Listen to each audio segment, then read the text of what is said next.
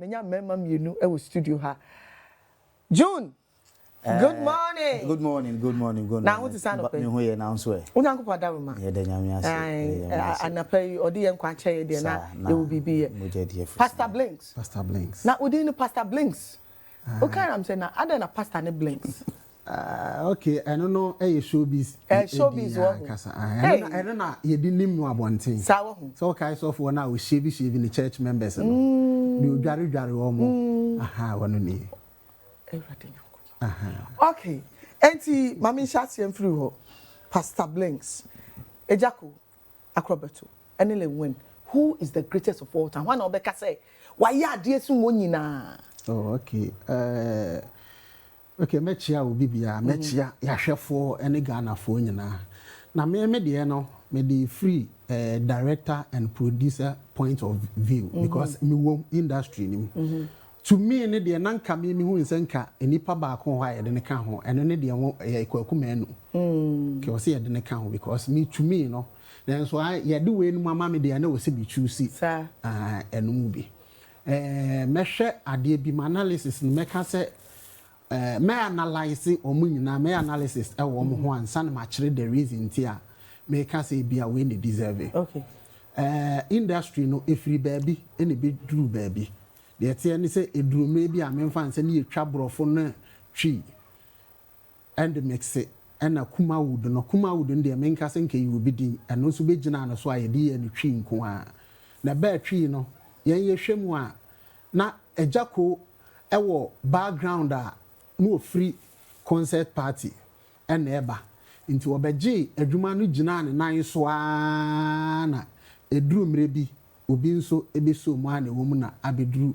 lewen so ntimi mfa nse kalewen kura ne kechire na wo hwemu a se lewen no nipa bi a ono nso no se o ma no ruo a de odbe ma ne bia no wotimi eye eno ono nso wo hwemu nso a oda so ama no echei ogina so chei Akrobeto nso de no ono ne de ne nipa bi a memfa nse wo hwemu a wan hyada ye hu ne ti se de ye hu ni se obi abegina so on de ogina so saa so ati ase enti no me hwemu dia nanka we mu miensa ne de to me se o ka se me choose pa de ank me de be makwa kumanu but we mu kumanu ka ho aha but we mu miensa de the way your friends Agya Koo edi ebe ma so ma ni gina ye enti no me de be ma Agya Koo so Emra June so June yes what's in your kind nyina Martini nyina I think say yema both side ni nyina on background kakra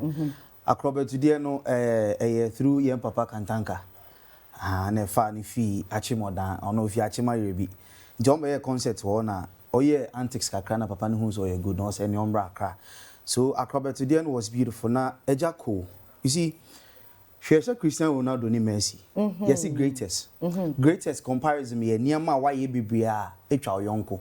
Ye hwe no na Messi age World Cup, Cristiano Ronaldo nje World Cup. Nti yes Messi ye greatest. Nti ye hwe Agya Koo Lewin. 2015 President Kufuor Emma Agya Koo the best comedian. Nti as a president ma award no. Na che say wadwuma so ani. What you say omunyina they are good.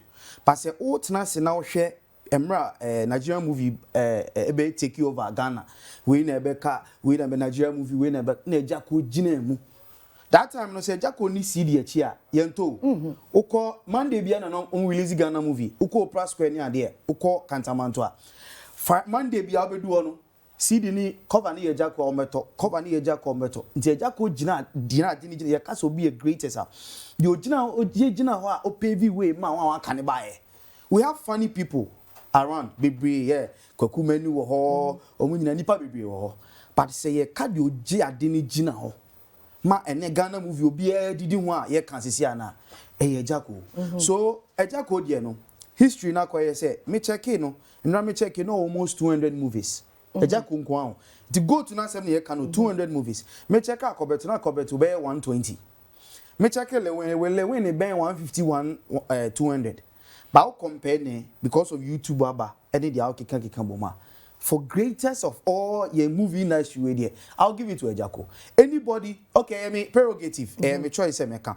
But anybody who would dispute the fact say Agya Koo enye Agya Koo is not the greatest then a person no me nim the person ochire because joy see say ka sales that time now call Cantamanto no sales there ya almost sideline Agya Koo ni say ebe me ya ni say e ma ne ba fam kakra no say obeye too political no too like ahomaso sa no me kan yes no mo kan say bedru ba bi no wa ya ahomaso yes wa bodua bi kura mo wa kodane say the thing is unze na last time na Dr. Like complaining say otwa movies ni baby obre that time na Agya Koo gina so office set way o row be 5 otwa be 2 yes okọ waje obi sky yes okọ o mani nko yes o ntwa ni de ni no si no maji we ska ntimi twa we kaka na matwa we kaka movies for no so mo ntia so la wa kanum so mo ntia se nti na Agya Koo yes until let's push another person no me push Agya Koo from the scene and then omo kofa kojon cancer le win by what yes that time na ko kuma nu wo me ba cho mani nwie ni de na bre mani nwie o kaka no anda producer ti no be say hold on pastor madam mani nwie obi ama ba so say o kaka no anda hwe ono odi bebe mu no ya kra no mas sama adwene so kra okay but June we you see so people for say oh arrogant set no and another Dr. Like complaining about set waji because that time no or big and on my sideline on the went by but no matter what the history of Agya Koo nobody no music producer no movie director no script writer catch me say Agya Koo niama na why you rubbish short of no I remember 2007 na me comedy school Kofodia on the street of Kofodia every corner Agya Koo movies every corner sir me kai 2017 or 20 no 2018 mo ana e bibisa ye be ka chen say Agya Koo mpo ewu ema live on TV hey okay yes Agya Koo ewu hey I wept am for yes senkete say na social media ke be ye bubu I'm telling you me kai even na social media ko ni ho ba ye di ba say Agya Koo wewu na mabuzi wewu people me I wept I was sitting behind my TV I wept yama Pastor Blinks na wo asem bi kan e woni a o kan no okay ene de ade na kodu no se fine na yi de a me nso me de be mu ye pa okay ma twe kwaku anu abewura mu sisi e da me fa ni wura pese kwaku anu nka ho on se sisi we sa na obama agro na nyinya me mpese be nyinya okay it's impacho don't mention kwaku anu again we're talking about Lewin okay Akrobeto okay any Agya Koo onu so de beba and e ba na ma friend one a good school ni any say let's talk about them okay okay there me fan say ode be mu say Ghana hanom no se wo hwemu a ye kase di marketing ne sa na ma na chi a yen producers no and the directors no ye baboro wonim say kuma udu be gina so no producers etimi kire ene ka kire wo say enipa we say fa ni twa especially marketers no enti e betimi abasa nipa ne ya ade pa bet se marketers ne mpena asem a ye mfa ni ntwa na ye di enipa no atwitwa saa ena ede ama we say but so wo hwemu a de o ka ama nso me fa Lewin so side abegina mu ni say wo hwemu a edurumre bi Lewin ne nipa 2015 se bi bit se wo ka se president kofo ema Agya Koo award this time na Lewin no o ma sin nim yie saa. But are you disputing say Agya Koo sinitwa no especially kuma wudi no esinitri so eso anu ko eturu nu ko hwe nkwa oturu nu ko hwe nkwa no se de me de ma no me di nka de ama no but oturu nu e ko hwe nkwa no obi nso na be ye de edi ni be gina ye obi nso be so mu onsa ayese baton me si ehwemu a movies ye ka se bi a ye di G.O.A.T no kura mu obi a ye nhwa de bi ate se football a ye boya ye directors no ye serve as coaches too your friend is a football akasa na be ye no ohwemu a on say you player bi ho no ma wo de no your friend is a utility player otumbo ba bia a bi te say your friend is a kotoko player bi Justice Blay obetimi abo ba bia ye nhwa Lewin enhwa de saudi G.O.A.T no e ma Lewin shots here or the buy no o play ne dia ma afei na me fan sanka ne hu be your friend sanka ye be de ne hu betwam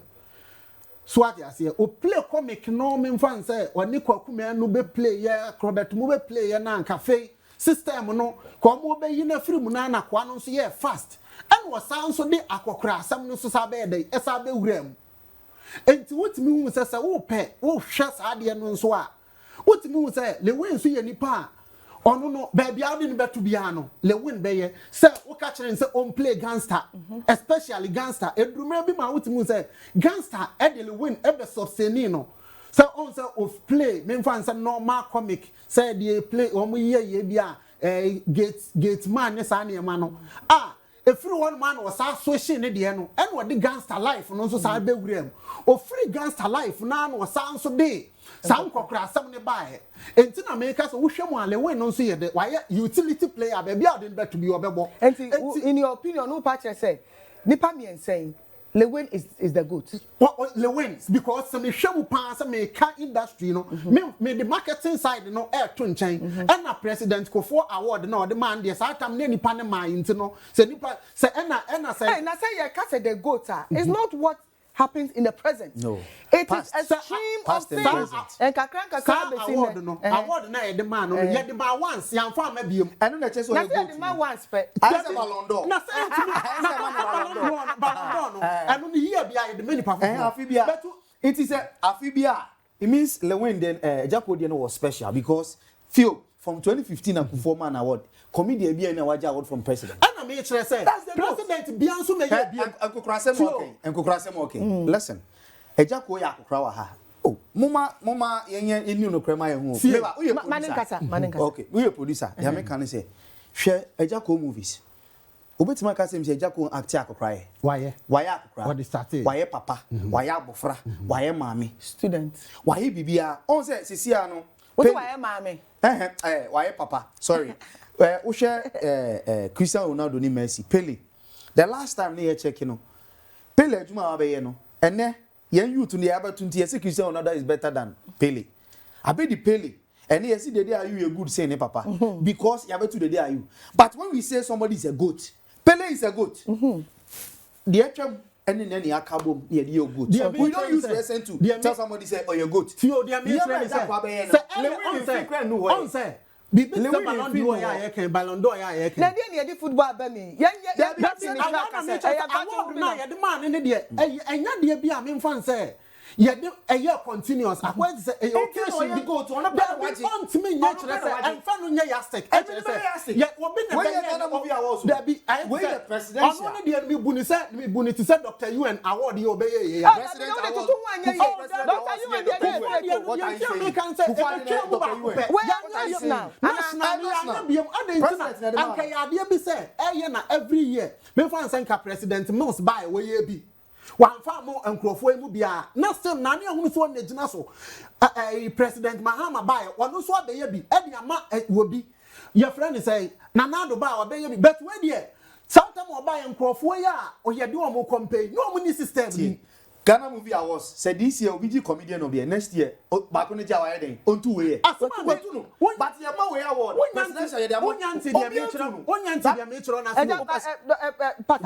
blinks say obi aye dru ba bi Agya Koo adru na e ka wonyini si aye award na ye de be mani pa no ana sa no me ka sa award ni mu kra no ye si aye bia ne amfa mo bi o enti nke wo sa award ni eye in existence ana nka me magi atom so oh award ye ya sa award ye nya every year e wo some Millennium Excellence Award. Yes, enti no me kofo nkwampo na abaye a wono na abaye ntie wo mo abia aje se be se bia 50 years 20 years time no bi nso ba abaye. It already on what into already no when me sa award no nya dia me dey be jeje.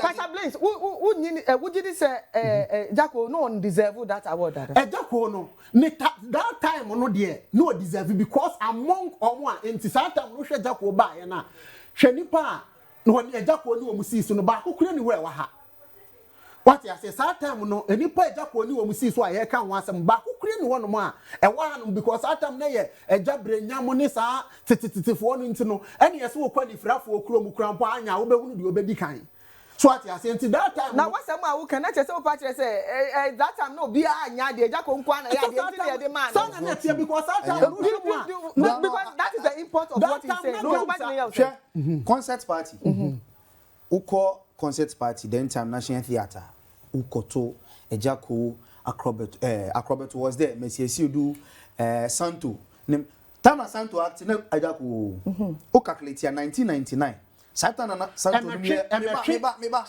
Yenka quote asemo. Greatest of all time. There be a Kakuma. Baby, I can't shasi finu. Yeah, the compare. Didn't na mafani pemi inside. You know, say, I'm a shasi fi baby na do baby. It means we should start from where almost 30 years be seen. So you meba tie. O share concert party ba. Ni stage performance. Share to act live on when easy. And utikra stage no utikra na you can't go back unless you are fast. Wa near besu ranking to be there. Baby tie. Me try what say yes Kuma Wood. One day tio. The word is Kuma Wood. One day the greatest of all time. In terms yeah, everything I me try say. It is ya ni sa dia. Enye try say. Because tie meba. Time Agya Koo arise no. Now share Nigeria movie me boa. What was it? Now share Nigeria. Na me share Nigeria. Police ne kwa na mo friend Nigeria for ne ba betwa. Na mo saline ni Ghanaians there no. But Agya Koo stood up. That is why on say. One year starting mo ball ni we bi. Charlie ding da. Niamo ye wo ho no. I'm not sure that thing was scripted. On one idea and e create ade no. Say adentina. No, what? Sometimes she antics na Agya Koo here in the movies. Now compare say Lewin abeye Olumai. Olumai no abeye ni. Agya Koo aye Olumai. Akrobeto aye Olumai. So when you add Lewin say or Olumai to this, it doesn't tally for me. Do you get it? Because Osha Yemfa greatest of all time. We started from baby ni abedu baby. Yemfa Agya Koo niama waye. Hey, sorry ba. One am sorry ma. I make us say sa den na ka wo de yen kwhwe ne. Ya den. Wo da yen hwe. Ya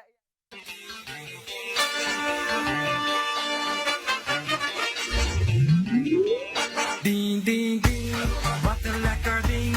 Schoon uit koningin, in jouw bikini string. Ding, zie je het zien. Zet hem maar erin, die tongpiercing. Ding, bel mij voor dat ding. Mijn telefoon te kring, ringelingeting. Bafo fra modem fo bi so firi soro bafom.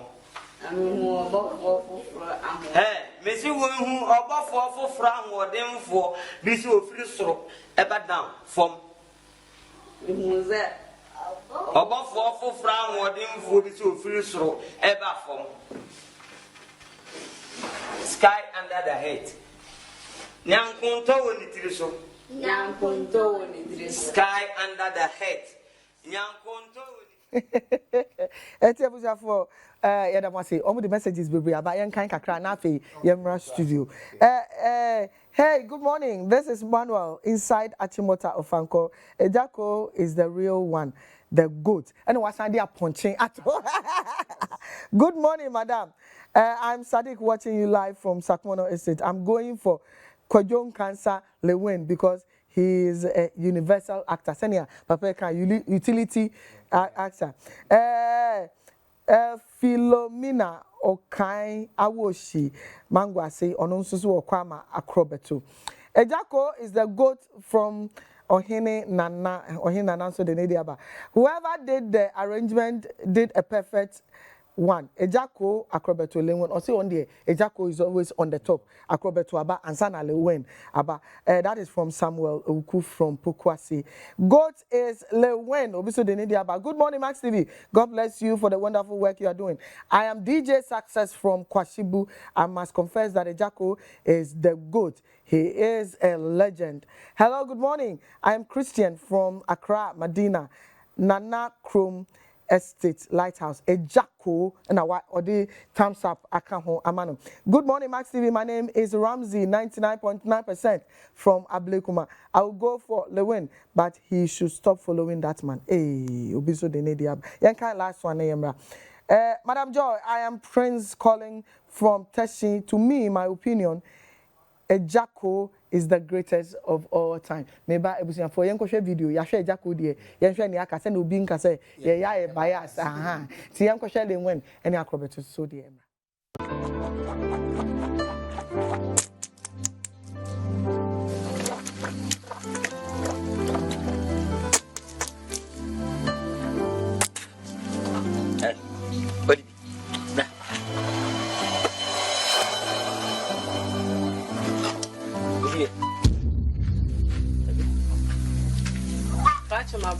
Bedroom Sika. Pachumetukwa. When you walk out to one.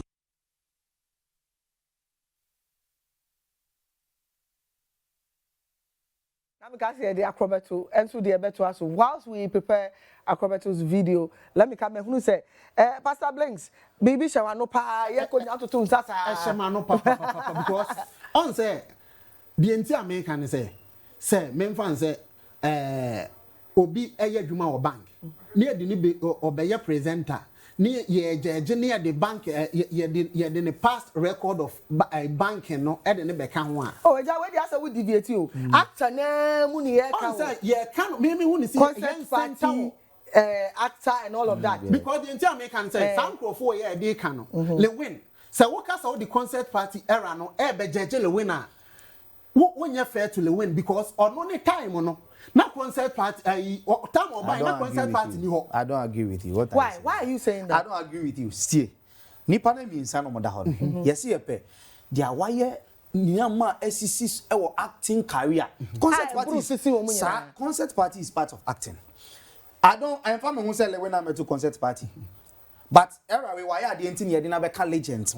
It we are starting from baby kodon Agya Koo started. Yeah, started kuma would say or started ye better man greatest of all time no. Baby I was started fee no. So yeah banking I mean to me for banking me tally with the acting. But when you are acting man throughout and not there be real kuma wood. So it means we should start from concert party or whole stage on Santo Demone Santo Judas.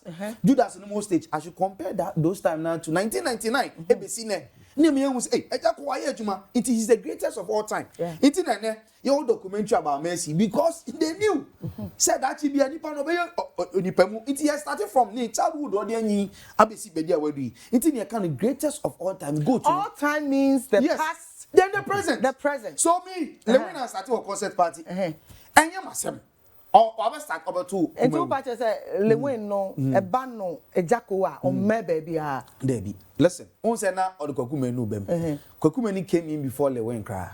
Do you get it? Yeah, we are not adding Kwakumenu, but Kwaku came in because of now. Lewin Ejina Sunti, we adding no. He's good. Look at what we watch right now. Only part baby sound say, oh, I don't know to work at any panity with. He's funny. I love him. I love watching his movies. Yeah. But Semitiani Akasebia, comedian of the year, I will give it to him because he's the year under review. Yeah. But when we say greatest of all time, I will give it to the legend. Listen.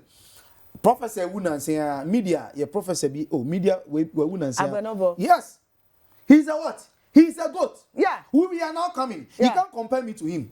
It means no baby or starting fin. He is the real goat before we. Do you get it? Into the legend no we in the bar. Goat in the bar. It's Agya Koo where he started from where baby or starting here.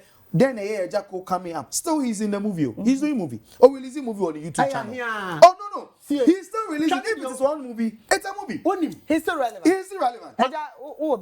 My main car assembly. Lewin the year case. Sanya and only year car. Lewin so at me I no. Ampo asa kran po dia kowura anyumu. Show. Lewin dia wo no why no. Agya Koo say Agya Koo bonum. Agya Koo why man Agya Koo Lewin to ball live band. Agya Koo ball live band. Me come live band. 2 hours now. Yeah, obey nyumo no. But when it comes to anyum, why na nimu kra enipa do say they know Agya Koo nyum. No, they know.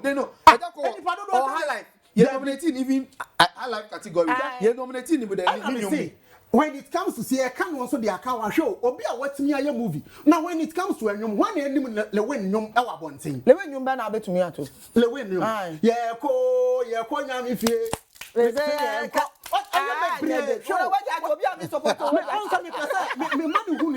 when it comes to understanding the economy what me free acting sector no crap so shit. But Agya Koo was singing then time. That time concert party. When you say a robe ya no moto.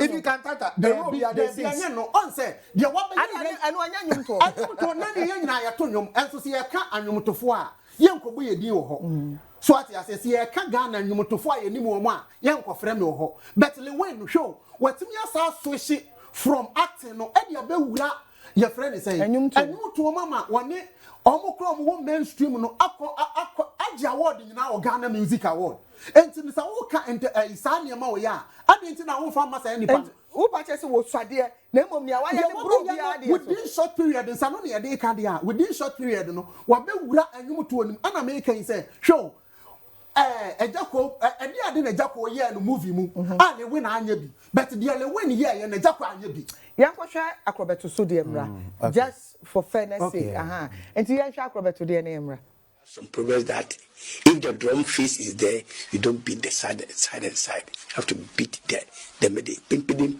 ping ping. Where's in the next mema? Because my mama was so think coming at the minya. Or baby, she have ma. No what kind of problem change them so many mamma.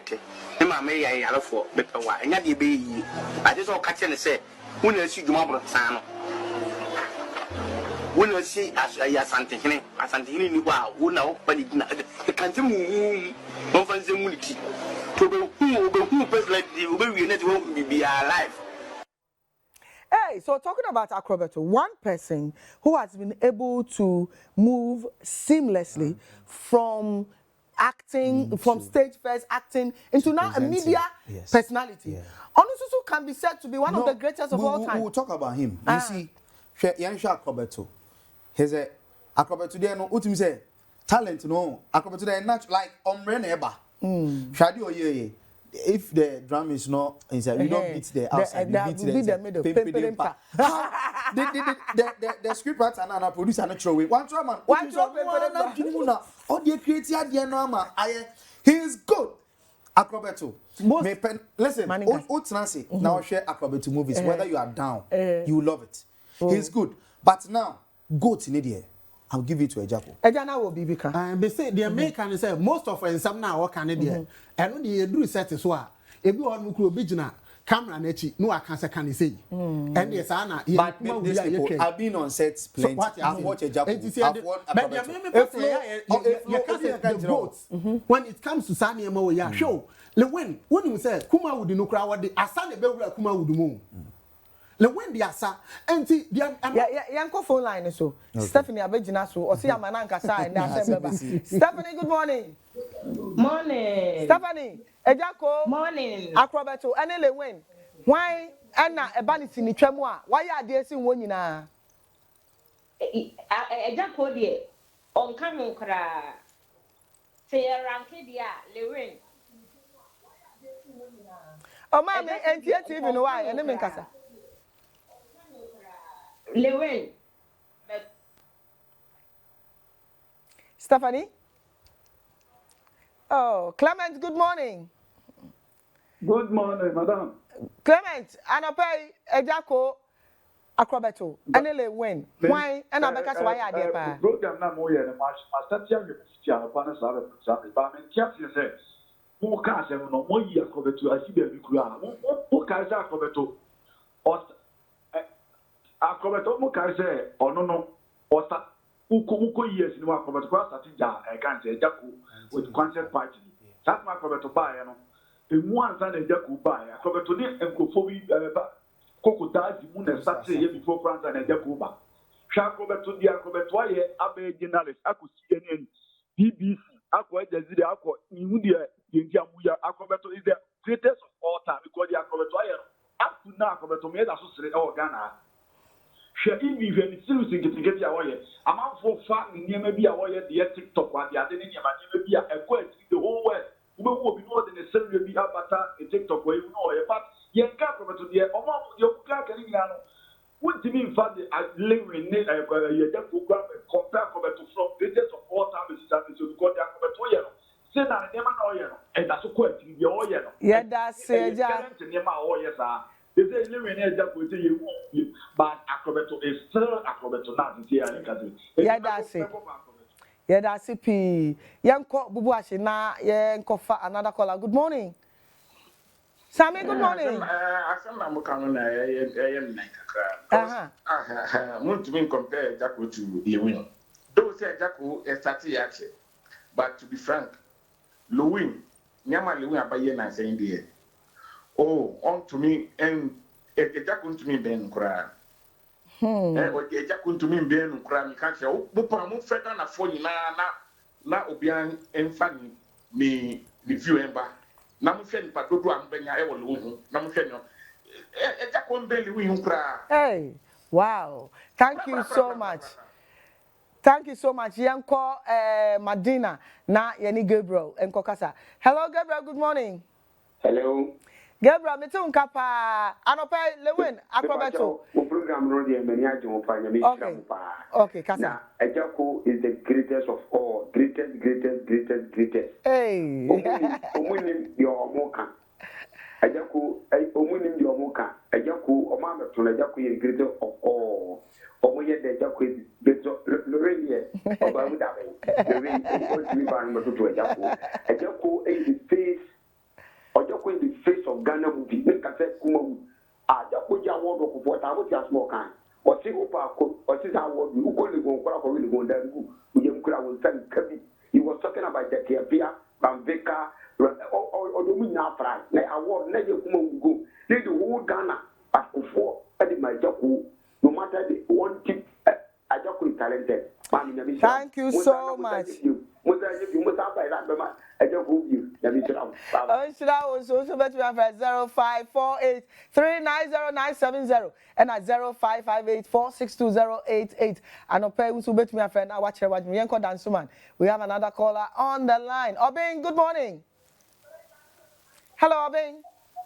Hello. Obing, me too, and I'll pay with you. Agya Koo Akrobeto Lil. Hello. Obing. Good morning, madam. Obing Kasa. Yeah, good morning, madam. Me too, Papa Kasa. More than Suma. Okay. More than Suma. Aha, we back up. Over the word now we used go to India and father the Agya Koo. The Agya Koo street. We no doubt. Okay, Obing, I don't pay that. All right. Samra Studio. Pastor Blinks. Callers ni nyina obi a say Akrobeto obi say Agya Koo na che. Dabio. Le win kran ye na di kan. Dabio Agya Koo di etu na wa hwe. Ana le win ya tu. Lady no di kan afre ye ne ka Agya Koo ansa krampo na guy ba ko be ka Agya Koo. Le win ya wa. Lady no. When ka le win ya tu 5 na fre le win 2 ya bisa. The goat. Dabi ma no. Agya Koo ma hwe award no kra wo ka no.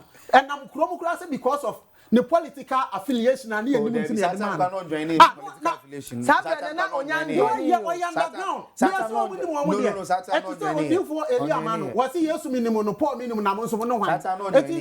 Political affiliation na no wo ho no monis ade no e na ye de ehwe sa ade no because baby ale win free. Le win de na ko say Paul say a Christopher believe Paul Amantam so senate edikanfo ale when the answer na akoye say on say youth na friend youth guy no friend no this generation the omo be hu le when hu ti no say le win ye go ana me che say so bible to ya Agya Koo dia na me ka and of ya that city so abekan Pastor Blinks and come we beto aso we fie stores ahudu novella wo mo hwe novella ina no pay omo di nkomo ya da mo asipi ya beta hwe mo ni wi am camera